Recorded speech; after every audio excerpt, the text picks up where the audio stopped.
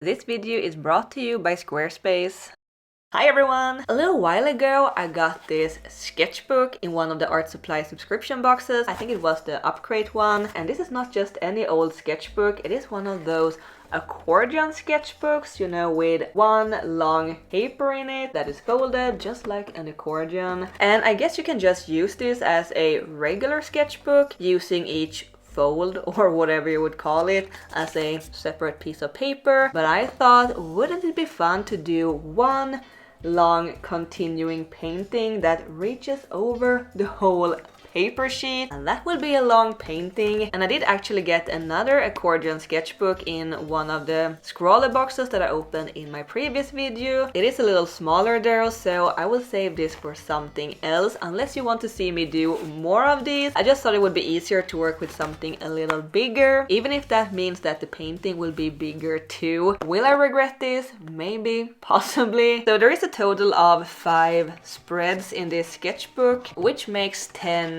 sheets or whatever you would call it, and each of the sheets or folds is 14 by 20 centimeters, which means that the drawing will be 140 centimeters long. And just so you will get an idea of how long this sketchbook actually is, it is almost as long as I am. Anyway, I'm really excited to get started, so let's do that. Also, I just want to mention real quick that my shop just opened and it's filled with a bunch of new items like handmade clay pins and magnets, prints, stickers and bookmarks. There is also planner pads and notepads and keychains. I would be super happy if you could check it out. Link will be in the description box below. Thank you!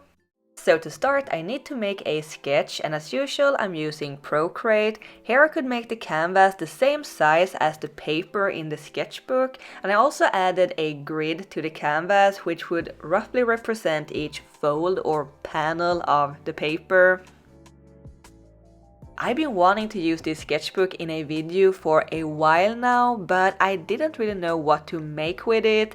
But after my previous video where I painted my little cat explorer, I thought, wouldn't it be fun to continue his adventures in this sketchbook? It would be perfect to draw him in different scenarios from his journey.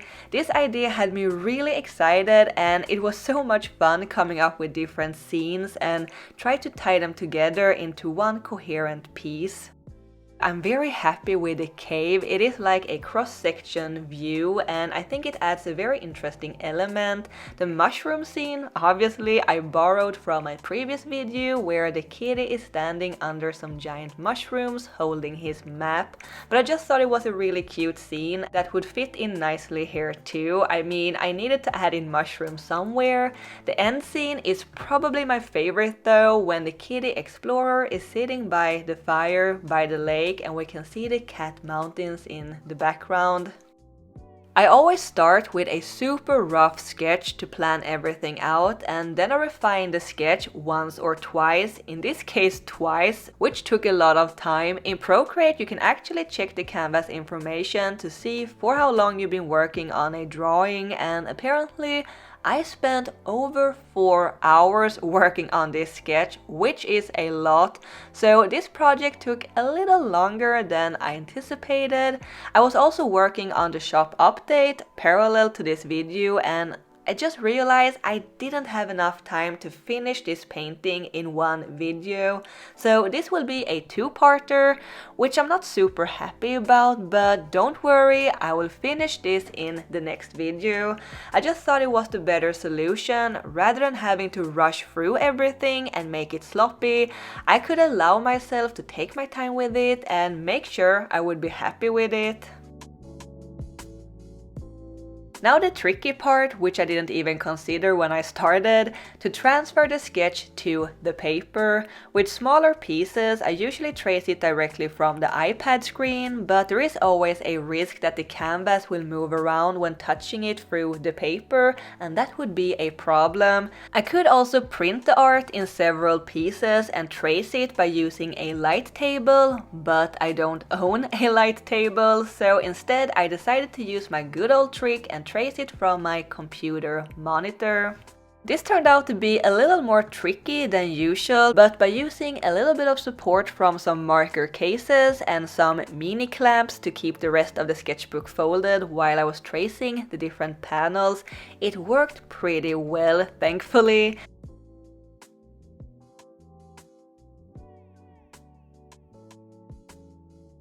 I still had the outer edges of the sketch to trace where the paper is attached to the back and front covers. Here I used the Etcher Mirror, which is a little tracing device that reflects the screen of the tablet to the paper. It is a little bit finicky since I had to line it up with the rest of the sketch, and I accidentally moved both the paper and the iPad several times, but it still worked and the whole sketch is now on the paper. Before we continue, I would like to say a few words about today's sponsor, Squarespace. Are you in need of a beautiful website or portfolio, but you don't really know how to make one? Well, then Squarespace is the perfect place for you. Get started with one of the flexible website templates. Whether you want a blog, gallery, or online store, you can make any Squarespace template do what you want to fit your or your brand's unique needs. Maybe make a little extra money by monetizing your content with exclusive access to sections of your website, or sell your custom merch to engage your followers, design your items and sell them in your online store, physical, digital, or service products. Squarespace have all the tools that you need to get started. You can even sell in person by connecting a Square Reader to the Squarespace app, and it will keep all the orders, inventory, and customer data in sync with your online store. Go to squarespace.com for a free trial, and when you are ready to launch, go to squarespace.com/Kattvalk to save 10% off your first purchase of a website or domain. Thank you so much to Squarespace for sponsoring this video.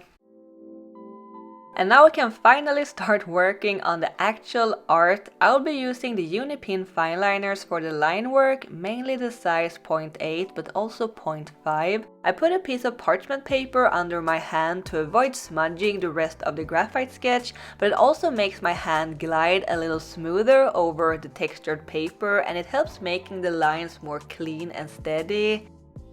So here we can see the little explorer. He got his walking stick, his backpack, and his pouch where he puts all the rare items and findings that he collects along his journey. He's happy and excited about this new adventure and about all the new places he will see. He likes to travel alone, but he doesn't mind stopping and talking with all the interesting and sometimes a little odd people and creatures that he meets along the way. Reading maps isn't always easy, especially if it has been turned upside down and you suddenly find yourself in a field of rare giant mushrooms. It isn't where you're supposed to be, but that is only part of the adventure. Isn't the whole point to see new places? It is often the unexpected that becomes the most memorable memories, and it makes the most interesting stories.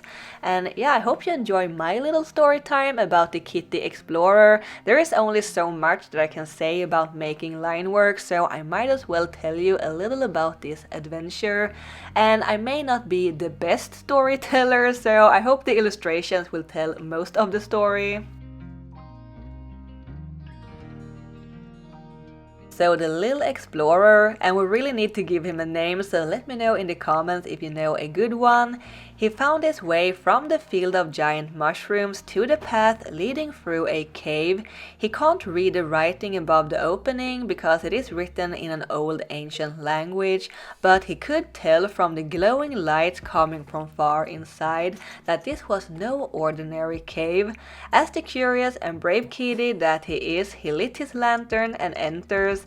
After a very long walk, the light becomes brighter, and now he's standing in a big hall with thousands, which are not all illustrated here by the way, of glowing crystals. He has never seen anything like this before. He's mesmerized and he could just stare at them forever. I really love this cave scene with the cat standing in the middle with his lantern and the cave with all the crystals surrounding him. It is just very cute. But the next one is my definite favorite. So eventually our kitty explorer has to move on. He's both tired and hungry and the cave is very cold. He found his way through to the other side and now he's back out in the fresh air again. Here he found a spot by a small lake where he could put up his tent for the night. He also built a fire where he could cook the fish that he caught in the lake. In early sketch stage, the fish was at first a sausage, but it just made more sense for a cat to eat fish, I guess, especially if they are by a lake. Anyway, now he will get the rest that he needs to continue on his adventure. I'm so happy with how this is turning out so far. I'm really glad I gave myself some extra time to work on this and I'm looking forward to color this in the next video. And I really hope you enjoyed this video, the art and the little story. Let me know which part of the illustration that is your favorite and also let me know if you have a suggestion for a name for this little kitty explorer. Thanks Squarespace for sponsoring this video and thank you guys for watching. I will see you next time finishing up this illustration. Keep drawing my happy cats. Bye!